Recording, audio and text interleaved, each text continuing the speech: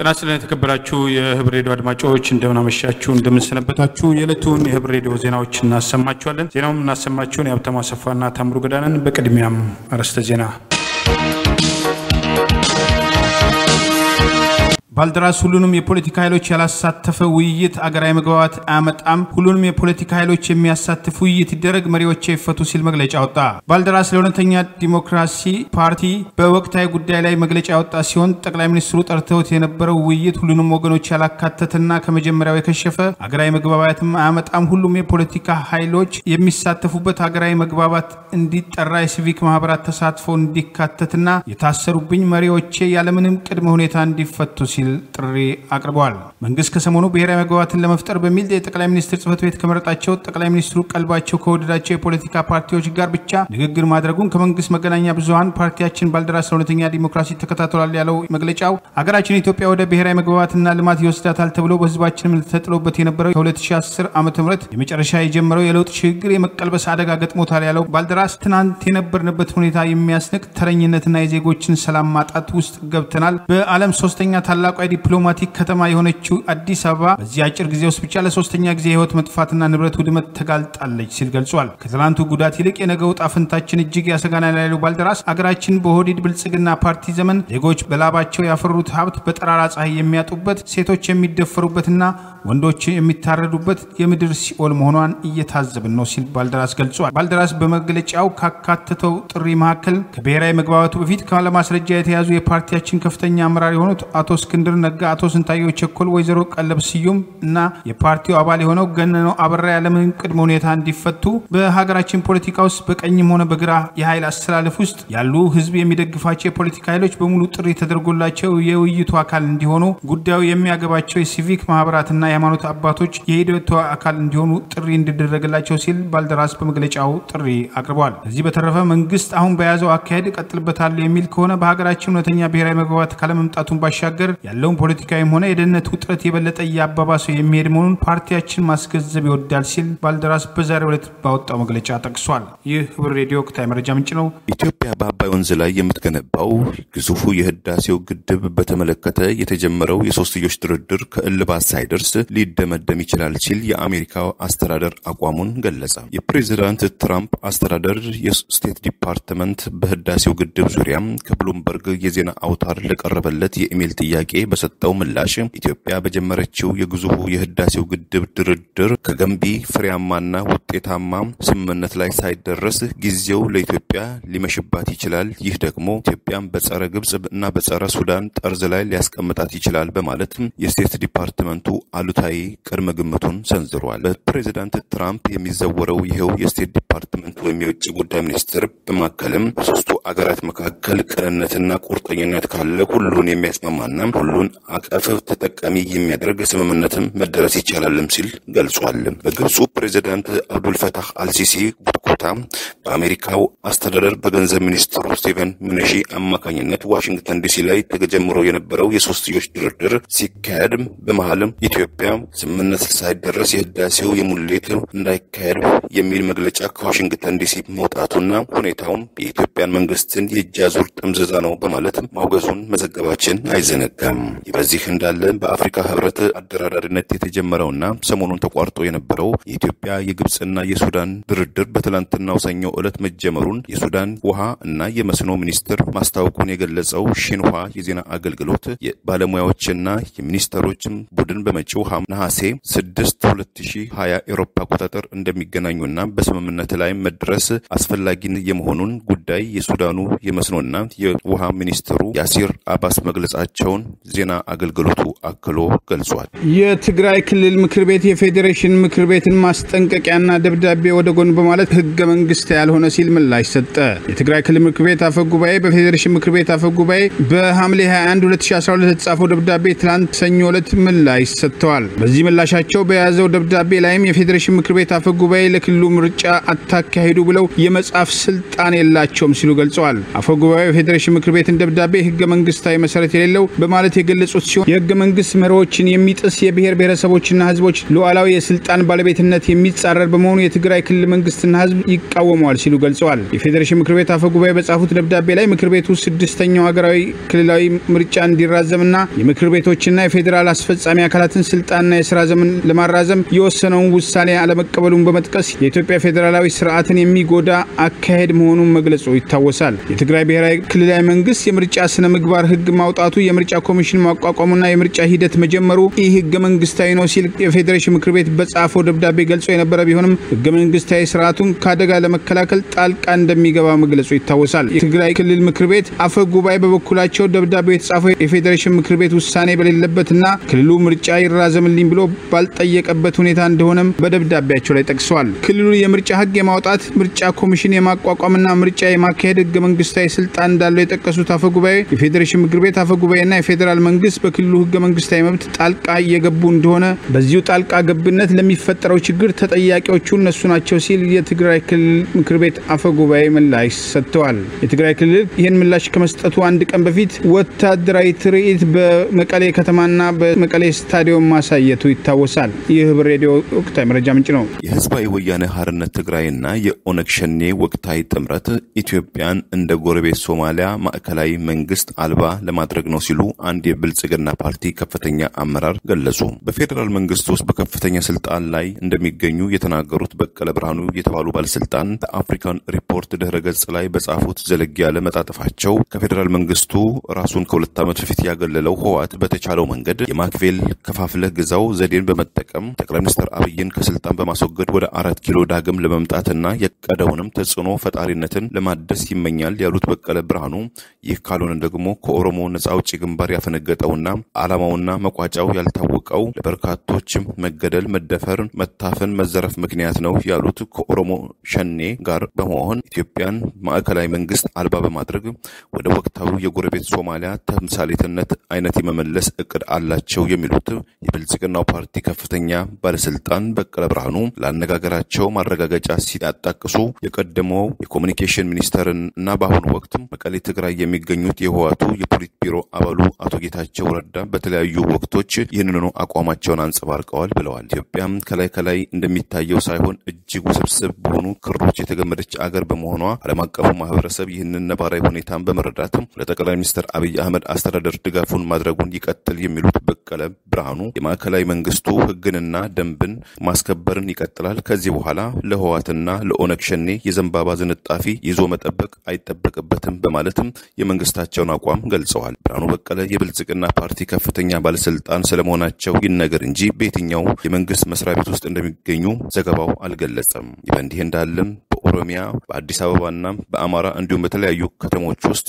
ለሚፈጠሩ ግድያዎች፣ ግጭቶችና አለመረጋጋቶች ጀርባ እጃቸው አለበት የተባሉት ህወሓትና ኦነግ ሸኔ በተለያዩ አጋጣሚዎች ከጉዳዮቹ ጋር እንደሌሉበትና ሰላምንና ደህንነትን የማስከበሩ ኃላፊነት የማዕከላዊ መንግስትና የክልሎች እንደሆነ በማስተባበል መቆየታቸው አይዘነጋም። በህወሓት የሚደገፈው የቅማንት ኮሚቴ በንጹሃን ላይ በፈጸመው ጥቃት የ3 ሰዎች ህይወት ማለፉ ተመለከተ። አንዲት እናት ክፉኛ መቁሰላቸው ተመልክቷል። በምዕራብ ጎንደር ዞን መተማ ወረዳ አኩሽራ ቀበሌ ልዩ ስሙ ኩመር በተባለ የገጠር ከተማ በህወሓት የሚደገፈው የቅማንት ኮሚቴ የተሰጣቸው ምህረት አንገባም ባሉ አባላቱ አማካኝነት በንጹሃን ላይ ጥቃት መፈጸሙ ተመልክቷል። አማራ ሚዲያ ማዕከል እንደዘገበው ሐምሌ 27 2012 ከምሽቱ 2 ሰዓት ላይ የድሮን የመከላከያ ሬንጀር በለበሱና ህወሓት ይደግፋቸዋል በተባሉ ምህረት ያልገቡ የቅማንት ኮሚቴ አባላት አማካኝነት በመተማ አኩሻራ ቀበሌ ኩመራ ነዋሪዎች ላይ በፈጸሙት ጥቃት 3 ንጹሃን የአማራ ተወላጆችን ገድለዋል። አንዲት እናትም ክፉኛ በመቁሰላቸው ወደ ጎንደር ለተጨማሪ ህክምና እርዳታ መሄዳቸው ተመልክቷል። ጥቃቱ የተፈጸመው በጥይት መሆኑና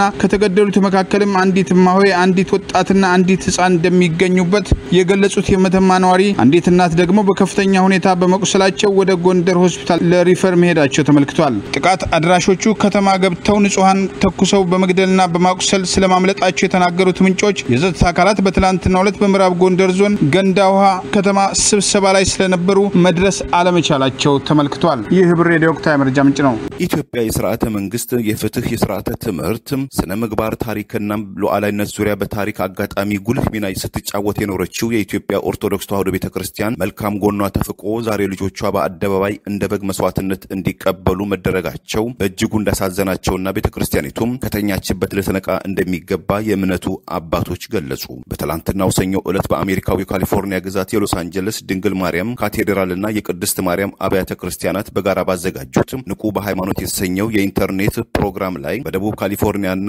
አላስካ ሀገረ ስብከት ሊቀ ጳጳስ በሆኑት አቡነ በርናባስ በተገኙበት የውይይት መድረክ ላይ የተሰየሙት የሃይማኖት አባቶች እንደገለጹት ዛሬ አማኞች በገዛ አገራቸው በወገኖቻቸው የመታረዳቸው የእምነት ተቋም መውደማቸው እንደ ሁለተኛም ዜጋ የመቆጠራቸው ጉዳይ የአንድ ቀን ጀንበር ስራ ሳይሆን ለዓመታትም በእቅድና በዘመቻ የተካሄደ ጸረ ኦርቶዶክሳዊ እና ጸረ ኢትዮጵያዊነት ዘመቻ ነው ብለውታል። ያቺ እና አቡነ ጴጥሮስ መስዋዕትነት የከፈሉላት ኢትዮጵያ ያቺ እና አቡነ ጴጥሮስ መስዋዕትነት የከፈሉላት የኦርቶዶክስ ተዋሕዶ ቤተክርስቲያን ከደርግ ዘመን ጀምሮ ቤተክርስቲያኒቱ የአገር ውለታዋ እንዲዘነጋ የሃይማኖት አባቶቿ እንዲገደሉ እንዲታሰሩ እንዲሰደዱ መደረጉን ያወሱት የውይይቱ ተሳታፊ የሆኑት የሃይማኖት አባቶችም ባለፉት 30 ዓመታት ቤተክርስቲያኒቱ ሕጋዊ ሰውነቷና መንፈሳዊ አገልግሎቷም እንዲደናቀፍ የማድረጉ ዘመቻ በባለስልጣናት ሳይቀር ቤተክርስቲያኒቱ የአንድ ብሔር እምነት ተቋም እንደሆነች ተደርጎ የውሸት ትርክት እየተነገረ መጥቶ ዛሬ በጠራራ ፀሐይ ወገን ወገኑን እንደ እንስሳ የሚያርድበት ዘመን እንዲፈጸም ወጣቱም አይምሮም መግደልም ጨምሮ ሁሉም ነገር ትክክል ነው ተብሎ በጥላቻ ስሜት እንዲያድግ ተደርጓል ብለዋል። ትላንትም ሆነ ዛሬ አንድ ብሔርም ወይም አንድ ሃይማኖት ወይም ኦርቶዶክስ ተዋሕዶ ቤተክርስቲያን በኢትዮጵያ ላይ ይንገስ የሚል ስብከት አልተሰጠም። ከቤተክርስቲያኑ አባቶችም ወደፊትም ቢሆን አይሰጥም ያሉት የሃይማኖት አባቶቹ የተሳሳተ ትምህርትን አሜን ብሎ የተቀበለ ቢላው የጨበጠ ትውልድን በበጎ ትምህርት የማነጹ ዘመቻ እንዲስፋፋ ቤተክርስቲያኑቱም ተገቢውን የታሪክም ባለውለታነቷም ሆነ ሕጋዊ ቦታዋን እንድታገኝ ምዕመናኖቿን በገዛ አገራቸው የሚገደሉበትም የሚሰደዱበትም የሚሸማቀቁበት ዘመን እንዲያበቃ በእምነታቸውም ሳቢያ የተፈናቀሉ ምዕመናኖችም እንዲቋቋሙ በደረሰውም ጉዳት ዙሪያም ሆነ ወደፊትም ምን መደረግ እንዳለበት ብሔራዊ መንፈሳዊ የውይይት መድረክም ይዘጋጅ ዘንድ ሁሉም ወገን የበኩሉን እገዛ እንዲያደርግ መንፈሳዊና አባታዊ ጥሪያቸውን አቅርበዋል። ውይይቱም እስከ መጪው ሐሙስ ድረስ እንደሚዘልቅ የደረሰን መረጃ ይገልጻል። በኢትዮጵያ የኮሮና ቫይረስን ለመከላከል በየወረዳው ለይቶ ማቆያ ጭምር ሊቋቋም እንደሚገባ የጤና ሚኒስትሩ አስታወቁ። ሀገር አቀፍ የኮሮና ወረርሽኝ ምርመራና የመከላከል ተግባራትን የመፈጸም የንቅናቄ ዘመቻ መጀመሩን ይፋ ያደረጉት የጤና ሚኒስትሩ ሊያ ታደሰ በሁለት ሳምንታት 200,000 የላቦራቶሪ ምርመራዎች እንደሚደረጉ ገልጸዋል። ምርመራውን ተከትሎ የበሽተኞች ቁጥር ሊጨምር ስለሚችል በየወረዳው ለይቶ ማቆያ ሊቋቋም እንደሚገባ ከወዲሁ አስገንዝበዋል። ጤና ሚኒስትሩ ሊያ ታደሰ ዛሬ ለመገናኛ ብዙሃን በሰጡት መግለጫ የወረርሽኙ መስፋፋትና መሰራጨት በመገንዘብ ህብረተሰቡ በትኩረት የመከላከሉን ተግባር ሊፈጽም ይገባል ብለዋል። በሀገር አቀፍ የኮሮና ወረርሽኝ ምርመራና የመከላከል ተግባራትን በመፈጸም የንቅናቄ ዘመቻ መጀመሩን ይፋ አድርገው በዘመቻውም 17 ሚሊዮን የሚሆኑ ህብረተሰብ ክፍሎች ለመድረስ እንደታሰበና በመጀመሪያዎቹ 2 ሳምንታት 200,000 የላቦራቶሪ ምርመራዎች ይደረጋል ብለዋል። የኮሮና በሽታን ለመከላከልና ለመቆጣጠር የሚረዳ ሀገር አቀፍ የምርመራና የመከላከል ተግባር ንቅናቄ ዓላማ የኮሮናን ስርጭት ለመክታትና የሚገኘው የምርመራ ውጤት ቀጣይ እርምጃዎችንና ውሳኔዎቻችንን ለመስጠት ይረዳናል ማለታቸው ተመልክቷል። በዘመቻው በወረርሽኙ የሚያዙ ሰዎች ቁጥር ሊጨምር እንደሚችል ከግምት ውስጥ በማስገባት በየወረዳው የለይቶ ማቆያ ሕክምና መስጫ ተግባራት ከወዲሁ ሊዘጋጁ ይገባል ሲሉ ሚኒስትሯ አሳስበዋል። ከቅርብ ጊዜ ወዲህ በኢትዮጵያ የኮሮና ቫይረስ ተጠቂዎች ቁጥር እየጨመረ መምጣቱና ለዚህም ህብረተሰቡ ተገቢውን ጥንቃቄ እንዲያደርግ ከጥቂት ቀናት በፊት ሚኒስትሯ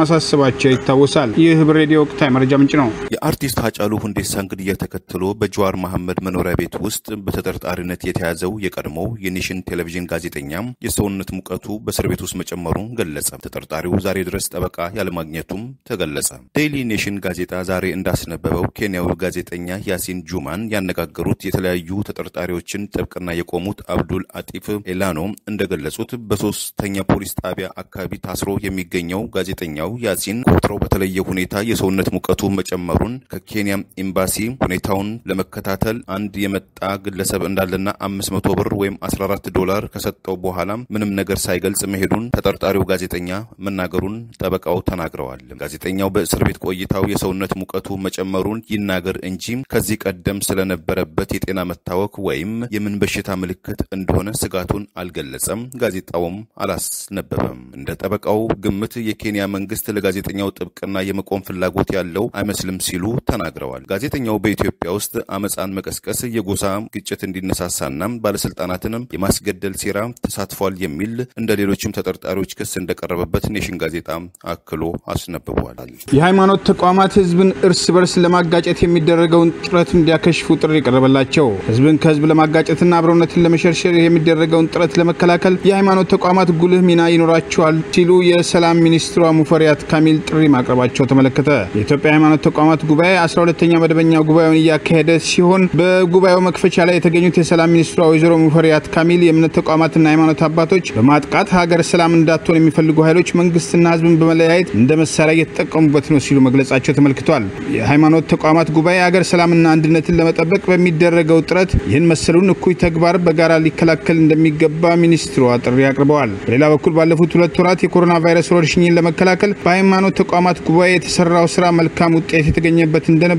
የሰላም ሚኒስትሯ በዚሁ መድረክ ላይ መናገራቸው ተመልክቷል። ይህ ህብር ሬዲዮ የወቅታዊ መረጃ ምንጭ ነው። የአብን ከፍተኛ አመራር መንግስት የዘር ማጥፋት ለተፈጸመባቸው ብሔራዊ የሀዘን ቀን እንዲያውጅና እንዲያቋቁማቸው ጥሪ ያቀረበ መገናኛ ብዙሃን አዘጋገባቸውን ያስተካክሏል። የአማራ ብሔራዊ ንቅናቄ ከፍተኛ አመራር የሆነው አቶ ክርስቲያን ታደለ በኦሮሚያ ክልል የአርቲስት ሃጫሉ ሁንዴሳን ግድያ ተከትሎ የተፈጸመ ግልጽ የዘር ማጥፋት ጭፍጨፋ ሆኖ ያለ አንዳንድ መገናኛ ብዙሃን ግጭት እንደነበር አድርገው የሚያቀርቡት የተሳሳተ ዘገባ ሊስተካከል እንደሚገባው ገልጾ መንግስትም ጭፍጨፋ ለተፈጸመባቸው ብሔራዊ የሀዘን ቀን ሊያውጅና ተጎጂዎችንም ሊያቋቁም ይገባል አለ። በአማራነታቸው ተለይተውና ተመርጠው ስማቸው የተጠራ ጅምላ ግድያ ለተፈጸመባቸው ወገኖቻችን ፍትህ ማስፈን የሚጀምረው የተፈጸመውን ወንጀል በስሙ ከመጥራት ነው ያለው አቶ ክርስቲያን ታደለ የአርቲስት ሃጫሉ ሁንዴሳን ግድያ ተከትሎ ሰኔ 22 2012 በኦሮሚያ ክልል የተለያዩ አካባቢዎች በተለይም ባርሲ ልዩ ልዩ ከተሞች አማራዎች ላይ የተፈጸመው ጅምላ ግድያ የዘር ማጥፋት ከሚለው ውጪ ሌላ ስያሜ የሚገልጸው አይደለም ሲል ገልጿል። የገዢው ፓርቲ በየደረጃው ያሉ አመራሮች ጭምር የተሳተፉበት ለዜጎች ደህንነት መከበር በሚል ለ32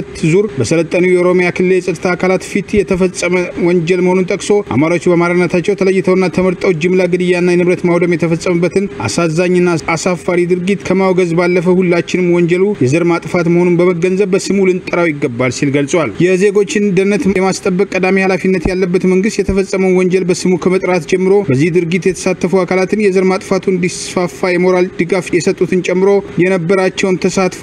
ይህን የዘር ተኮር እልቂት በመከላከልና መቆጣጠር ረገድ ተገቢው መንግስታዊ ኃላፊነታቸውን ባልተወጡት የፌዴራል የክልል ዞንና ከተማ አስተዳደርና ወረዳና ቀበሌ አመራሮችና የጸጥታ አካላት ላይ ተገቢውን እርምጃ እንዲወሰድ ጠይቋል። መገናኛ ብዙሃንም ግጭት እንደነበር አስመስለው ግጭት እያሉ የሚዘግቡትን እንዲያስተካክሉ ጠይቋል። መንግስት ወንጀሉ የዘር ማጥፋት መሆኑን እውቅና ሰጥቶ በዚያው ልክ እንዲንቀሳቀስ የዘር ማጥፋት ለተፈጸመባቸው ወገኖቻችን ብሔራዊ ሀዘን ቀን እንዲያውጅና ቋሚ መታሰቢያ እንዲያደርግ የተፈጸመው የዘር ማጥፋት ወንጀል የሚያጣራና የሚመረምር ልዩ የምርመራ ኮሚሽንና አቃቢ ህግ ጽህፈት ቤት እንዲያቋቁምና ወንጀለኞች የሚዳኙበት ልዩ ችሎት እንዲሰየም ጠይቋል። ለተፈጸመው የዘር ማጥፋት ይፋዊ ይቅርታ እንዲጠየቅ የዘር ማጥፋት ለተፈጸመባቸው ወገኖች ቀሪ ዘመዶች የካሳና መልሶ ማቋቋሚያ ልዩ ፈንድ በመክፈት ወደ ስራ እንዲገባ ሲል ጥሪ አድርጓል። የዘር ፍጅቱ ስረ ምንጭ የሆኑ ህጋዊና መዋቅራዊ ጉዳዮች የመፈተሽና በዘላቂነት መፍትሄ የሚያገኙበትን ሁኔታ እንዲመቻች ሲል ጥሪ